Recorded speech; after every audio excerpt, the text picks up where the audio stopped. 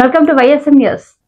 Victory Venkateswara సినిమాలకి minimum guarantee ఉంటుంది. అయితే ఈ ఏడాది సంక్రాంతి వస్తున్న చిత్రంతో ఇండస్ట్రీ బ్లాక్ బస్టర్ అందుకున్న వెంకటేష్ ఆ తర్వాత సినిమా కోసం దాదాపు 6 నెలలు గ్యాప్ తీసుకున్నారు. ఆయన కొత్త సినిమా ఎప్పుడు మొదలవుతుందా అని ఫ్యాన్స్ ఎంతో ఆసక్తిగా గమనిస్తున్నారు.